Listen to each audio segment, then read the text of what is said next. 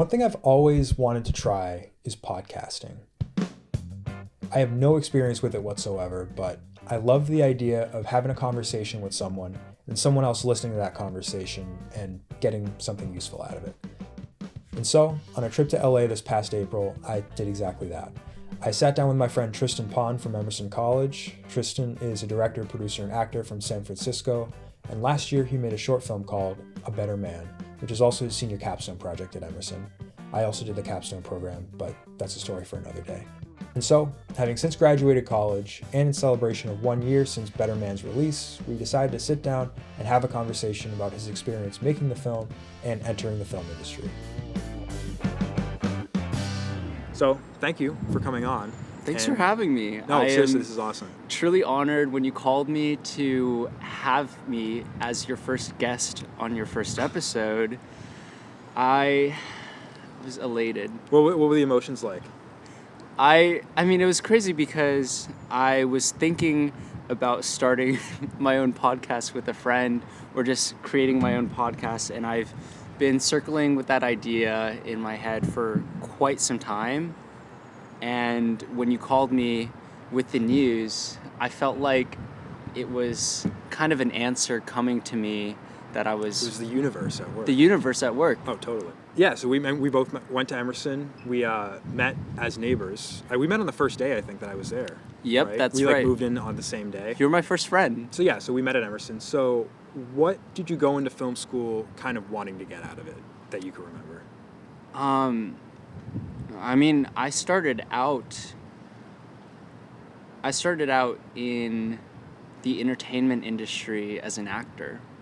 Yeah, you did some stuff as a kid, right? Yeah, because I wanted to be an actor, and I told my dad that I wanted to go to acting school, and he was like, there's no way I'm putting you through acting school. And I decided, because I was also working with a bunch of directors, right, as an actor, I was like, why not make my own stories and tell my own stories, especially because I was getting a little bit pissed off as an actor being typecast for so many different productions as the nerdy Asian side character. So I decided to go to film school, apply for that. I took a video production class, and I really fell in love with making videos. I started a YouTube channel. I started editing my own YouTube videos, and I just found so much joy in it. It was the first hobby that I took in that I felt like I could pull an all-nighter with, without even realizing it. Editing is kind of addicting to me. I mean, I literally just pulled an all-nighter last night editing a video, and I didn't even expect to be pulling an all-nighter. Yeah, honestly, how you're functioning right now, I have no idea. So we're at Emerson, right? Like, how do you think like the filmmaking community differed in Boston on the East Coast than it did out here on the West Coast? Because I mean, you're from the Bay Area, so I guess like, was there any kind of like difference that you picked up on when you came to Boston? To me, I see Emerson as Los Angeles on a very small scale. Like on a micro scale. Scale. Yeah. And that's what's so great about Emerson, because it prepares you for what's to come in LA. Like, for example, at Emerson, there's this culture that we have the term M-celeb. We know a few of those, yeah. And those are like Emerson celebrities, basically. When you're out in LA, the M-celeb culture is just celebrity culture. Yeah, exactly. And everyone out here in LA is just trying to make it big. And it's the same at Emerson. Everyone at Emerson is trying to make it big. Like within Emerson. Within Emerson. Yes. There's also cliques at Emerson. Mm-hmm. I mean, there's cliques everywhere you go. Yeah. But especially at Emerson, there are filmmaking cliques of certain groups that shoot certain films together. And even out here in LA, there are filmmaking cliques. I mean, you know, Christopher Nolan has his core team members. Roger Deakins has his core team members. Yeah, even the Daniels have collaborated with the same Emerson students from graduation. Mm-hmm. It's like on a much, much, much smaller scale. But even then, it's exactly the same way that they operate. Yeah, and I mean, right from the get-go, I think it's all about like making a name for yourself, like establishing who you are and who you work with matters, you know? Yeah. And I mean, not to say like there's no room to make mistakes and, like because I mean, it's all a learning process, but I think right from the start, like there is that element of like, you want to be a name that is respected throughout the school community. Exactly. And you want to make people want to work with you. So one thing I think we do have to address is COVID. Big thing that happened to us about halfway through freshman year. Yeah, with COVID, we made a documentary called From a Distance, A Semester in Review. Oh yeah. The full title. You were the star of that. And I was the star of it. And I love it so much because I look back and I see how much struggle that I've been through and how much I've grown since then. Yeah. Which is crazy. But during the time of COVID, it was hard. I felt really alone, and creatively, I also felt like there was nothing for me out there. It was also kind of a weird time for me too, because I mean, I came back to school. Well, we both came back to school that fall, after like the whole pandemic had kind of set in. So it was like the fall of 2020, and that was a rough time for both of us. Yeah. That's actually, I think, that was more of a bonding experience, I think, than being neighbors freshman year. Yeah, definitely. I mean, I think the bonding experience happened mainly because of the documentary. Yeah. Because we worked on a project together. It's amazing. I'm very grateful for that experience. As many lows as there were, like I personally feel like I came out of it like so much stronger. Oh yeah, I think we both did.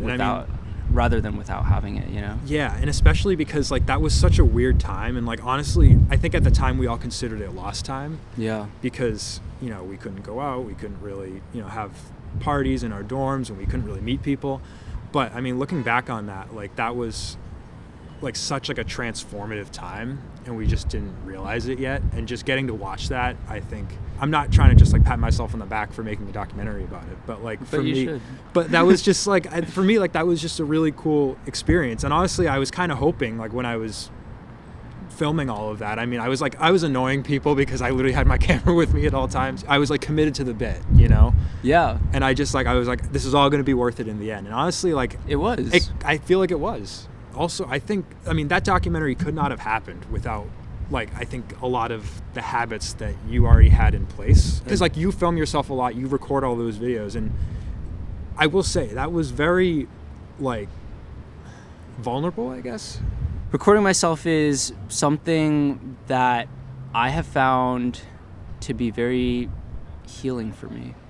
Especially recently, I found that by recording myself, it felt like I had someone to talk to, because even like therapy, for example, it's just you talking and projecting your own feelings and coming to your own conclusions that you kind of already knew deep down within. But when I recorded myself, I started to realize that all of these thoughts I could like work through in my head on my own just by listening to the conversations that I have with the camera or my voice note. And just on that note, also, From a Distance, that documentary is the one that I probably watch the most.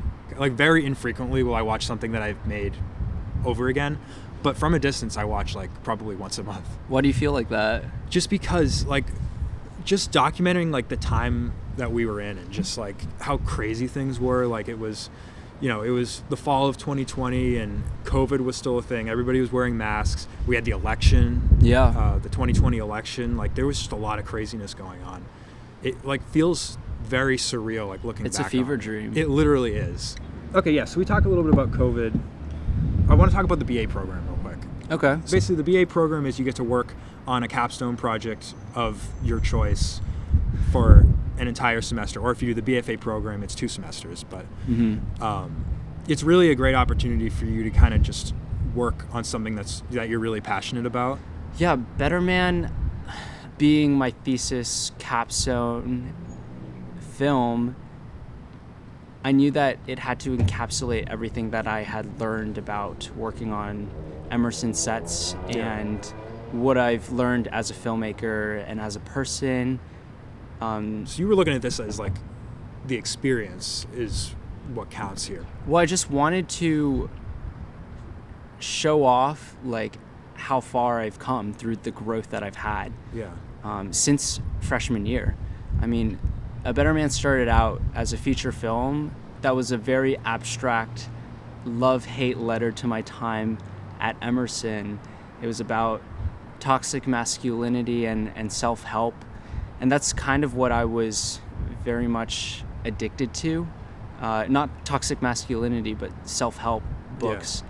I had a lot of role models that I looked up to who turned out to be people that I didn't really think that they were. And I was trying to encapsulate all of that into a story.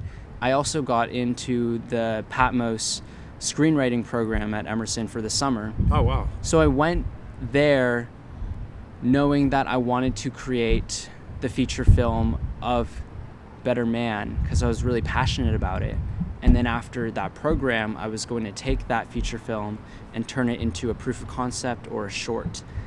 And in that program, I met Dylan, who turned out to be my co-writer and co-director for Better Man. She really helped me when I was struggling with writing the feature and asked a lot of questions. Yeah. Just like you and me, I felt like she was a really great creative collaborator.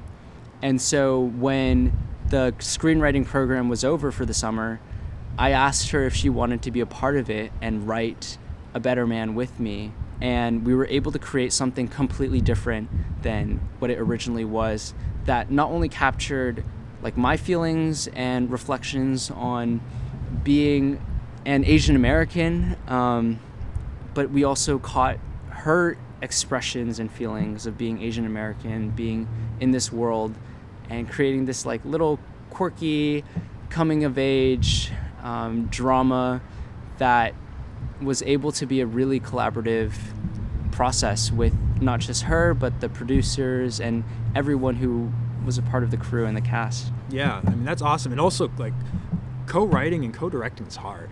Yeah, you know, what's actually funny is that with COVID, one of the things I struggled with was doing things on my own, creative projects on my own. I really felt like I needed a partner to be there for me. I'm pretty sure you know of the story, but the first music video I directed during quarantine was a music video that I was supposed to co-direct, and I was supposed to pitch it with someone else. And that person dropped out on me, and I was left to direct the video on my own. And you had to pitch it on your own. I had to pitch it on my own too, yeah. And that was really a really scary experience for me, but I had always been searching for a collaborator to co-direct with me, co-produce, co-direct. But it was honestly really great that Dylan came in, because I was really looking for someone who could also help me write. That was something that I was really struggling with. And even till this day, Dylan and I still meet up at a coffee shop once a week to go and write together. Oh, nice. So she's out here. She's out here, yeah. Working with her and co-directing with her was an amazing experience, because she very much took initiative for working with the actors and creating camera shots and coverage. Like, Better Man would not be the film it is without her. She was such a crucial part of it, and she also is very soft-spoken, and I very much want to give her the praise of how amazing she did working with the actors, working with our DP, because I very much took the center of attention and became the star of this is my story of the production, because Dylan was not one of the producers. As a producer, I was handling not only the logistics but also a lot of the communication with other departments. So in that turn, Dylan was able to focus more on the creative side of directing the actors, the writing, and refining every small detail that we could.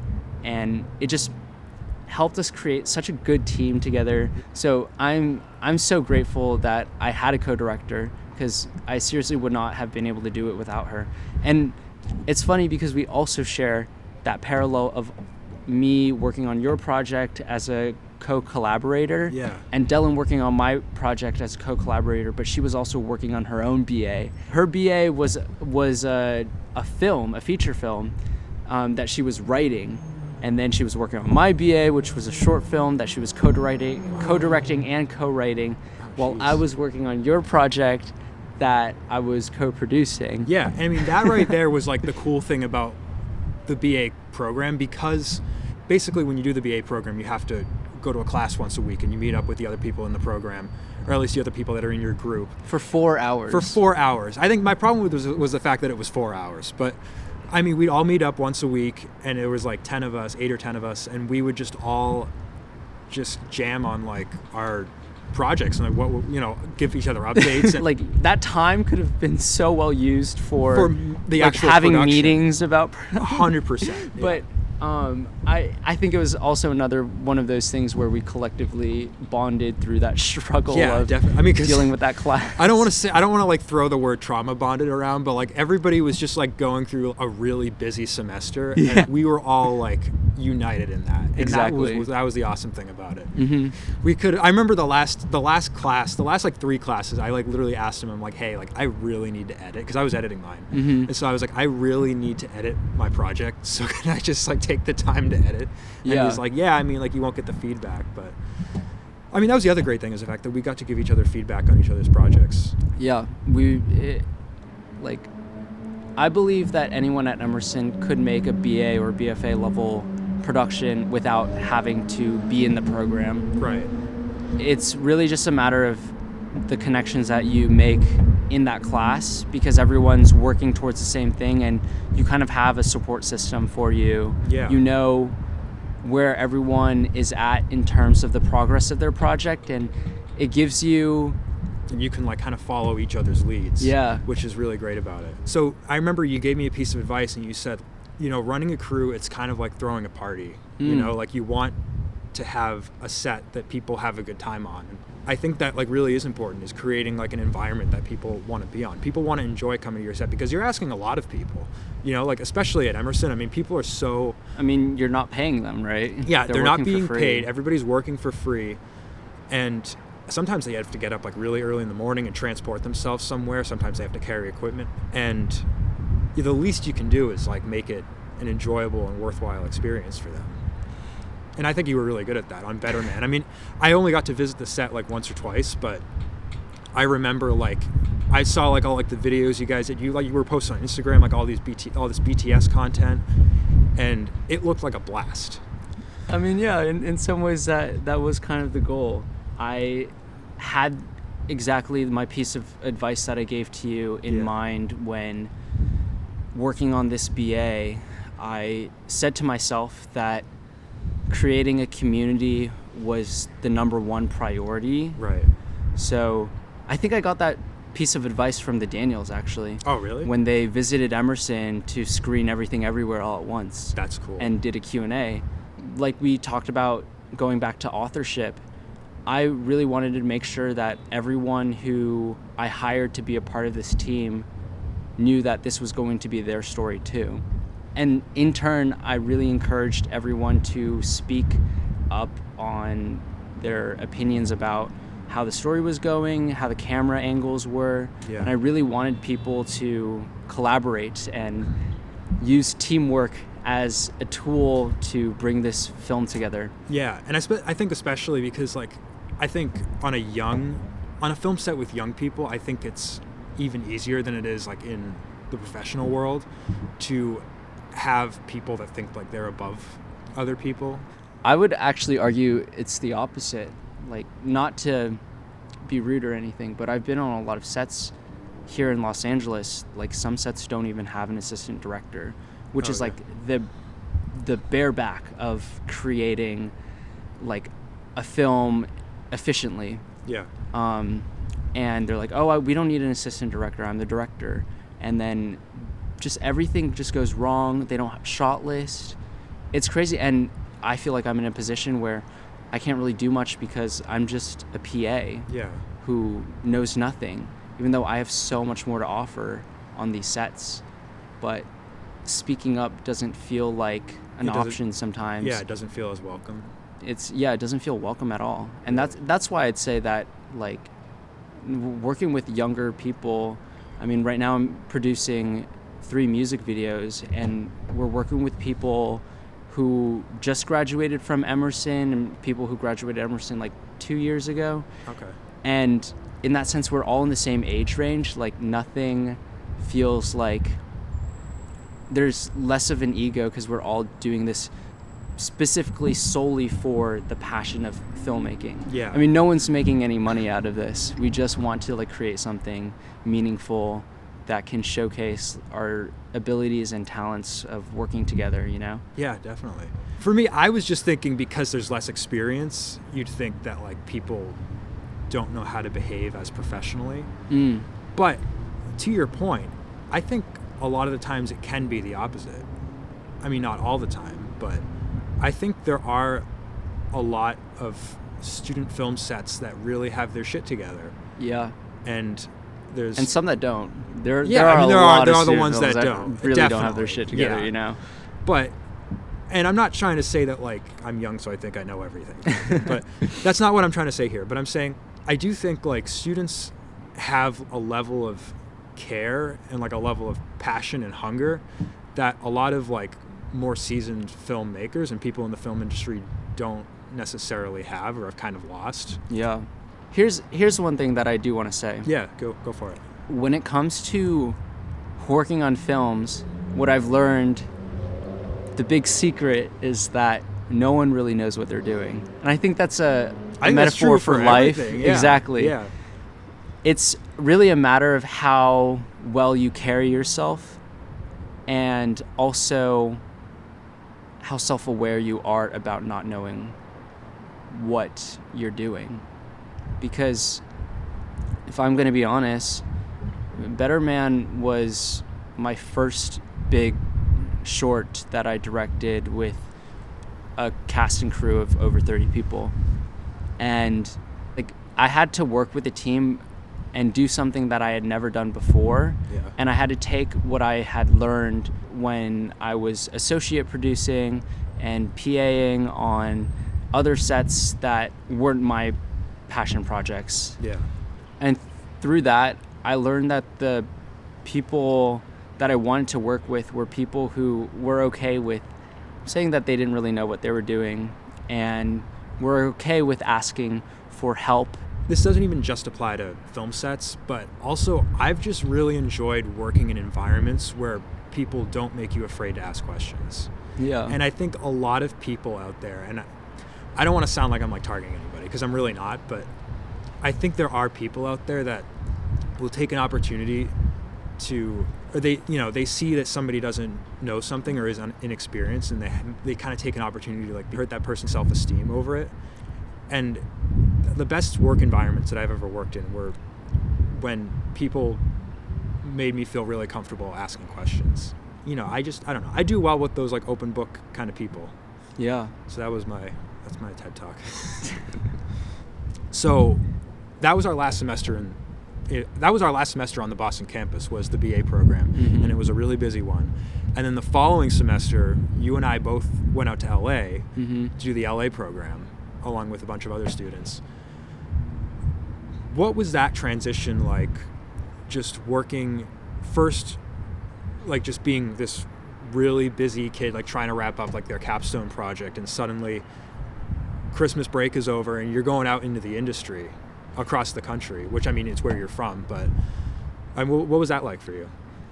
Moving out into the industry, even though it was tough looking back, having the ELA program as a transitional program into moving from Boston to LA was the perfect program for me. Yeah, definitely. I not only had a place to live, I had a place to park, I had classes to give me some sort of guidance, and also my internship to be my in for what the industry is like, especially in the development side of things. Yeah. I worked at Grandview Automatic as a development intern, so I did script coverage there. Oh, nice. And I also got back into acting, which I'm very happy about.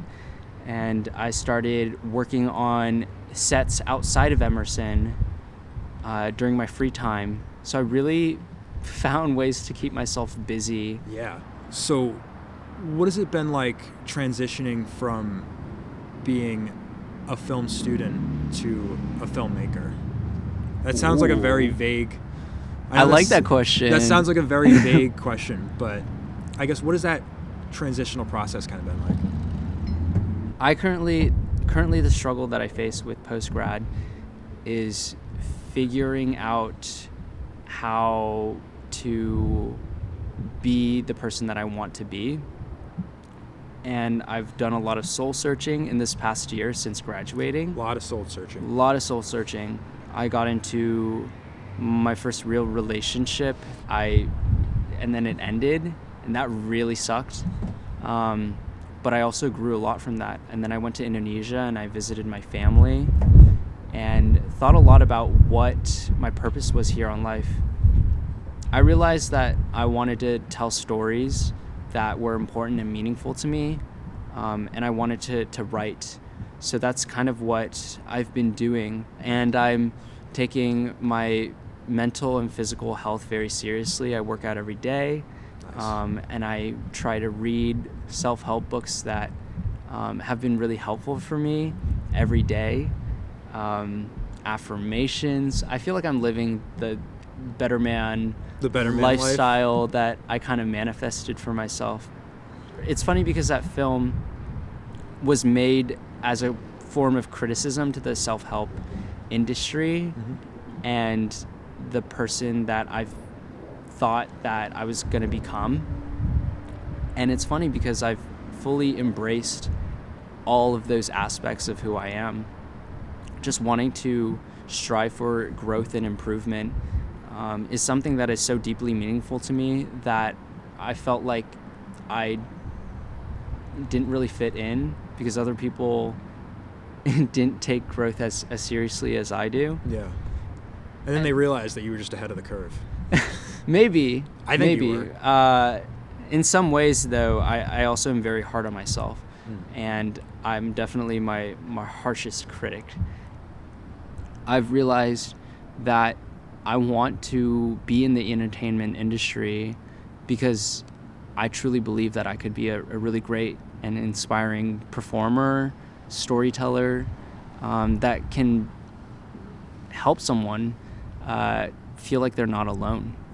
Because I know that there's a spot and a place for me out here in LA that even though people haven't like discovered who I am, that's okay. I'm very happy with the person that I've grown to become, and I really hope that someday people will recognize me for what I have to offer to the world. I mean, you're discovering yourself. So much of it is self-discovery. And that's the stuff that I didn't know comes after college. That's the stuff that I don't want to say nobody told me, but like I completely relate to what you're saying. You know, the first few years, like the first like 20 years of our lives, really, like they're pretty much mapped out for us. Every year your goal is to graduate and move up a grade, or to, you know, do this program, and you enter here and you exit here, and you know, it's all very, very planned out. And then when you get out of school, it's literally wide open spaces.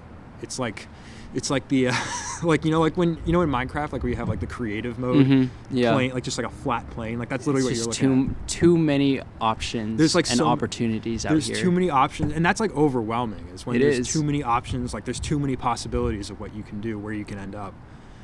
And I think that's been a lot of the problem for me, is just the fact that like I don't know what I want to do, and the fact that I could do anything is really kind of scary. And like, what if I pick the wrong thing? And what if, I end up missing out on that fulfillment that everybody's looking for? Yeah. Well, hey, I mean, I think that there are people who are way older than you, 30s, even 40s, where they realize what they want to do and they completely change everything about their life. Like they switch, like how like in college you can switch majors. Yeah. Like people just switch professions completely. Switch majors in life anytime. Yeah, you switch your life major, and that's just crazy that you can do. But you can do that. No one's telling you that you can't. I mean, they can tell you, but they have no. You don't have to listen to them. You have your own autonomy to do what you want, and that's what's so freeing. Right after graduation, I just moved out to LA, and I had been trying so hard to make it out here, auditioning for so many things, and trying to work on as many sets as possible, trying to work my way up. Right.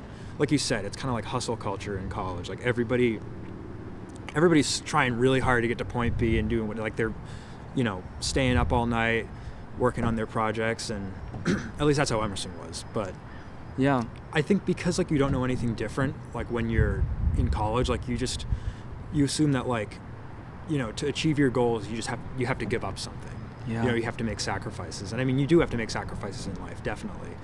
But, I really like that you brought up learning how much you want to do, because that is a big theme in my life right now, Mm-hmm. Getting myself to a place that's sustainable. That's what coming of age is all about. Oh, yeah. And like for context, like the stories that I do want to tell are coming of age stories. Better Man is, yeah. Better Man is a coming of age story. It's about, I want to tell stories about people who don't really know what they want to do in life, and finding ways to be vulnerable about that. Honestly, I like that this is becoming almost like not so much of a filmmaking podcast, like not so much like a behind the scenes podcast, but it's almost more like a mental health podcast, like through the lens of filmmaking. I mean, yeah, for sure. I really like that, actually, because I mean, when I decided I wanted to make a podcast, I didn't really know what I wanted it to be yet. I was just like, I want to do a podcast, and I had no idea like how to start that, and I didn't know where to start from.